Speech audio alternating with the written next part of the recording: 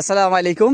তো এখন দেখতে পাচ্ছেন যে আমাদের কালাম আমাদের দাসপাড়া থেকে একটা সাপ তুলে নিয়ে ডাইরেক্ট আমাদের ঈদগাতে নিয়ে আসছে ছাড়ার জন্য। তো আপনারা দেখতে পাচ্ছেন যখন সাপটা ছাড়বে, বস্তার মধ্যে সাপ আছে। আর আমাদের এলাকার মধ্যে এই সাপটাকে দুধিয়া গহমা বলা হয়। দেখা যাক, খুলবে এখন। সাপটা কোথায় আছে? পাইপের মধ্যে, বস্তার মধ্যে আছে না, সাপ আছে পাইপের মধ্যেও। বর্তমান আপনারা দেখতে পাচ্ছেন পুরো রাগে আছে। এখন খুলবে। উঠা না রে, উঠা রে।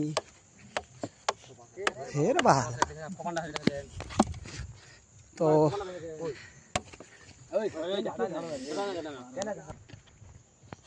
হ্যাঁ, এই তো আপনারা দেখতে পাচ্ছেন যে মুখটা বের করে দিয়েছে। এখন প্রায় সাপটা অনেক প্রায় রাগে আছে, দেখতে পাচ্ছেন সাপটা পুরো রাগে আছে। কিন্তু তো এই মুহূর্তে আপনারা দেখতে পাচ্ছেন যে সাপটা আমরা ছেড়ে দিচ্ছি। দাসপাড়া থেকে নিয়ে আসে দাসপাড়া ঈদগাতে। তো প্রায় সাপটা লাল লাইটটা আলোটা হয়নি রে। তো এই মুহূর্তে আপনারা দেখতে পাচ্ছেন যে কালাম সাপটাকে ধরছে ছাড়ার জন্য ঈদগাতে। তা আপনারা দেখতে পাচ্ছেন যে সরাসরি সাপের হাইট প্রায় 4 থেকে 5 ফুটে 4 ফুটের উপরে আছে, 4.5 ফুটের হবে মনে হয়। আর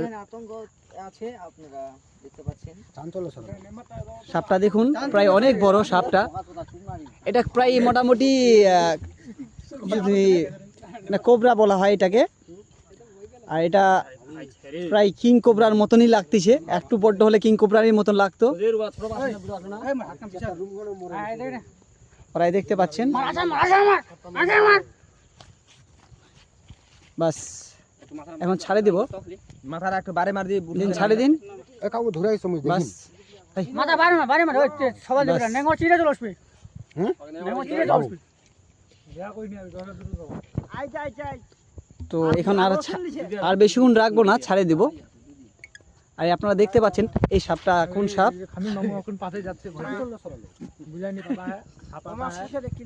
দেখুন আপনারা।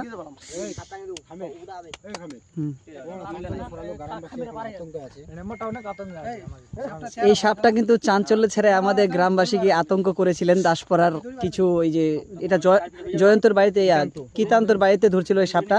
তাদের বাড়িতে